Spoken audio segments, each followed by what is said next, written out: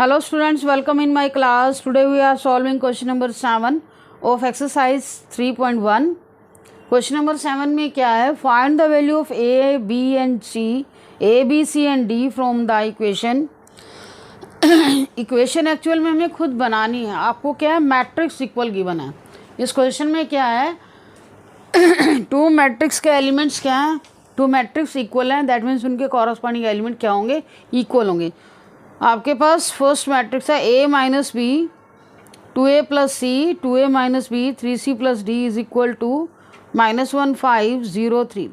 इससे पहले वाले क्वेश्चंस में मैंने आपको बताया when two matrices are equal then their corresponding elements are equal. Corresponding का मतलब ये फर्स्ट ये a11 है तो ये इधर के a11 के इक्वल होगा. ये a12 है तो ये 12 के इक्वल होगा. 21 21 के इक्वल होगा. 22 22 के इक्वल होगा. तो उनके बेस में हमारी इक्वेशन बन जाएगी. उनको सिंप्लीफाई करके हम ABCD की वैल्यू निकाल देंगे. तो क्या करेंगे? क्वेश्चन नंबर 7 में आपको क्या करना है?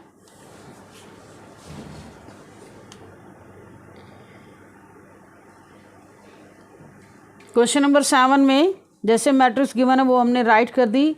अब हम क्या करेंगे? इक्वलिटी गिवन है, कॉरस्पॉन्डिंग एलिमेंट इक्वल रखोगे. तो यहाँ से आपको क्या मिलेगा? a minus B is equal to -1. a minus B is equal to -1. तो ये आपकी फर्स्ट इक्वेशन आ गई. अब आप क्या करोगे? मुझे पता है a माइनस बी दो टर्म की वैल्यू निकालनी है. तो ऐसे मेरे पास दो इक्वेशन होनी चाहिए ना. जैसे आप 10th क्लास में इक्वेशन सॉल्व करते थे एक्स वाई की, तो एक्स दो वैल्यू निकालनी है तो एक्स वाई से रिलेटेड दो इक्वेशन होनी चाहिए.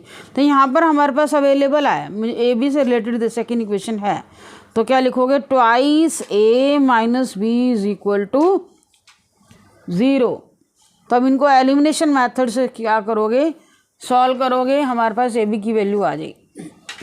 एलिमिनेशन मेथड जैसे कि आपको पता है कोफिशिएंट इक्वल होने चाहिए. यहाँ पर बी के कोफिशिएंट इक्वल हैं और उसके बाद क्या होना चाहिए? साइन अपोजिट होना चाहिए.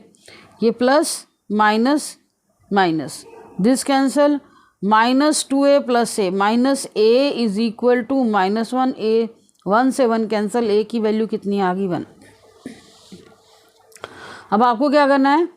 a माइनस बी की वैल्यू निकालने के लिए फर्स्ट इक्वेशन के में ए की वैल्यू रखो, सेकेंड इक्वेशन में भी रख सकते हो. ए की वैल्यू 1 रखेंगे. Minus B is equal to -1 minus B is equal to -1 -2 हो गया. बी की वैल्यू कितनी आ गई? 2 आ गई. अब हमारी सी और डी की वैल्यू भी रहती है. जैसे मैंने ए बी से रिलेटेड इक्वेशन बनाई ऐसे आप सी डी से रिलेटेड इक्वेशन बना सकते हो. अब आप ये रखो 2a plus C is equal to 5. 2a plus C is equal to 5. तो ये आपकी थर्ड इक्वेशन है. थर्ड इक्वेशन में हमारे पास a की वैल्यू आ चुकी है. वो पुट करोगे. a की वैल्यू क्या लोगे? 1 plus C is equal to 5. 2 plus C is equal to 5. C की वैल्यू कितनी आएगी? 5 minus 2 is equal to 3. C की वैल्यू 3 आ गई. अब हमें क्या निकालना है? डी की वैल्यू. तो उसके लिए क्या लिखोगे? Thrice C D is equal to 13. C की वैल्यू 3 आ गई. 9 plus D is equal to 13. D की वैल्यू कितनी आई? 13 माइनस 9 इज इक्वल टू 4. तो हमारी ए बी सी डी सारी वैल्यूज़ आ चुकी हैं. ठीक है. अब आप इसमें आप आंसर भी वेरीफाई कर सकते हो. जो आपकी ए बी सी डी की वैल्यू निकली है इसमें रखो. जैसे ए माइनस बी, ए कितना मेरे पास 1, बी कितना -2. यहाँ रखोगे तो राइट साइड की वैल्यू के इक्वल आएगी. जैसे आप इक्वेशंस में करते थे कि गिवन इक्वेशन में ए बी की वैल्यू को राइट साइड के इक्वल आता है, ऐसे ही राइट साइड की मैट्रिक्स के इक्वल आएगा. अब हम आते हैं क्वेश्चन नंबर 8 पे. क्वेश्चन नंबर 8 में आपको क्या गिवन है? इफ़ ए मैट्रिक्स है और इसके आपको ऑर्डर दिया गया m cross n is a square matrix. देखो कोई मैट्रिक्स स्क्वायर मैट्रिक्स कब होगी? जब उसका ऑर्डर आपको क्या दिया हुआ? ऑर्डर m इंटू n दिया हुआ है. m लेस देन होना चाहिए n से. आपका एक ऑप्शनल क्वेश्चन है. m ग्रेटर देन होना चाहिए n के. थर्ड ऑप्शन है इक्वल होना चाहिए. फोर्थ ऑप्शन है नन ऑफ दिस. मैंने आपको पहले ही बताया था स्क्वायर मैट्रिक्स कौन सी होती हैं? जिसमें number of rose and column क्या होने चाहिए? इक्वल होने चाहिए. m किसको रिप्रेजेंट करता है? नंबर ऑफ रोज को. n किसको रिप्रेजेंट करता है? नंबर ऑफ कॉलम को. तो स्क्वायर मैट्रिक्स तभी पॉसिबल है जब नंबर ऑफ रोज और कॉलम इक्वल हो। तो उसके बेस पे आपका आंसर क्या बनेगा, सी ऑप्शन बनेगा। तो इसमें तो आपको कुछ सॉल्व करके दिखाने की ज़रूरत नहीं है, सिर्फ आंसर शो करोगे। आंसर इसका क्या बनेगा, सी। सी मीन्स एम और एन क्या होना चाहिए, इक्वल होना चाहिए। क्वेश्चन नंबर 9 पे आते हैं। क्वेश्चन नंबर 9 में आपको क्या करना है, which of the given values of x y make the following pair of matrices equal. इसमें आपको क्या करना है, which of the given values of x and y make the following pair of equal. तो आपको ना दो मैट्रिक्स कहता है एक्स और वाई की रिप्लेसमेंट क्या वैल्यू रखें जो मैट्रिक्स इसका पेयर है वो इक्वल हो जाए। देखो इस 7th क्वेश्चन में पहले से हमें मैट्रिक्स इक्वल गिवन थी। यहाँ पर आपको क्या करना है, ये 9th क्वेश्चन में आपको एक्स और वाई की वैल्यू फाइंड आउट करनी है जिससे आपकी मैट्रिक्स क्या हो जाए, दोनों के बिटवीन में इक्वलिटी का रिलेशन आ जाए। तो हम क्या करते हैं, सॉल्व करके देखते हैं कि ऐसा पॉसिबल है। क्वेश्चन नंबर 9 में आते हैं।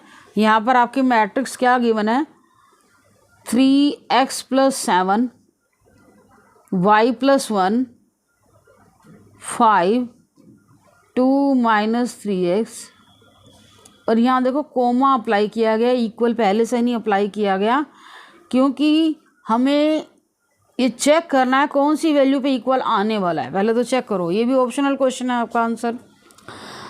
पहले तो आप अगर ये इक्वल होगा तो 3x + 7 को क्या करो, 0 के इक्वल रखो। 3x की वैल्यू क्या आएगी, 3x = -7, x की वैल्यू -7/3। x की वैल्यू मेरी 7/3। देखो यहाँ पर आपके 4 ऑप्शन गिवन है, तो 7 x की वैल्यू 7/3 पॉसिबल है, ये -1/3 है, 7/3 हमारा किसी में ऑप्शन नहीं है। और सेकंड वैल्यू निकालते हैं और y की वैल्यू निकाल के भी देख लेते हैं। y की वैल्यू, y देखो ये यहाँ से निकल सकती है, ये सेकंड रो का फर्स्ट एलिमेंट आता है, यहाँ पर सेकंड रो का फर्स्ट एलिमेंट क्या है, ये है। y की वैल्यू कितनी आई, 8 - 1 7, y की वैल्यू 7। अब देखो y की वैल्यू तो 7 आ रही है, लेकिन साथ साथ x की वैल्यू भी तो सेम मैच होनी चाहिए। ऐसा हमारे पास कोई केस नहीं है, यहाँ पर भी y 7 है यहाँ पर, लेकिन x की वैल्यू नहीं मैच हो रही, इधर भी x की वैल्यू मैच नहीं हो रही। तो उसके हिसाब से हमारा ऑप्शन क्या बनता है, बी बनता है, नॉट पॉसिबल टू फाइंड। तो आंसर इसमें आंसर क्या आएगा, not possible to find. Answer हमारा क्या बनेगा, ऑप्शन बी आएगा। क्वेश्चन नंबर 10 पे आते हैं। क्वेश्चन नंबर 10 में आपको क्या दिया हुआ है, the number of all possible matrices of order 3/3 with each entry 0 और 1। कहता है कि ऐसी कितनी मैट्रिसेस पॉसिबल है जिनका ऑर्डर 3/3 होना चाहिए, मतलब 3 रोज एंड 3 कॉलम होने चाहिए, और ईच एंट्री जो है या तो 0 हो या 1 हो। तो ऐसी कितनी मैट्रिसेस बना सकते हो। देखो इसका फॉर्मूला होता है, आपने ये भी 1 मार्क्स का क्वेश्चन है, जो एंट्रीज है ना, एंट्री आपकी कितनी है, 0 होनी चाहिए, 1 होनी चाहिए। तो नंबर ऑफ एंट्रीज कितनी है, 2, 0 और 1 कितनी है, 2। और मैट्रिक्स का ऑर्डर आपका कितना है, ऑर्डर ऑफ मैट्रिक्स कितना हो, 3/3। इसका आप टोटल एलिमेंट इसके काउंट कर लो, टोटल एलिमेंट्स कितने बनेंगे, 9। तो हमें number of all possible matrices मतलब कितनी हम बना सकते हैं, तो यहाँ लिखोगे total number of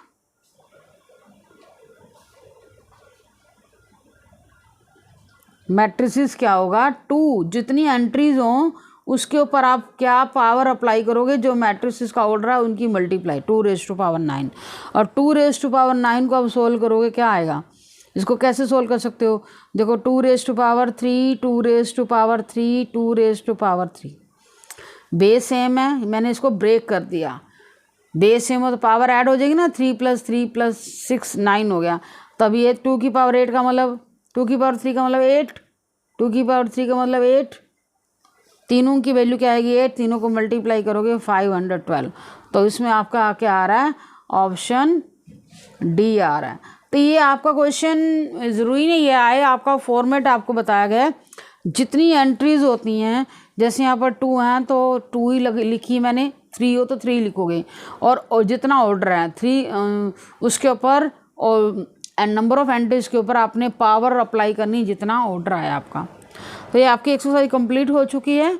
next exercise आपको नेक्स्ट वीडियो में मिलेगी। Thank you for watching video.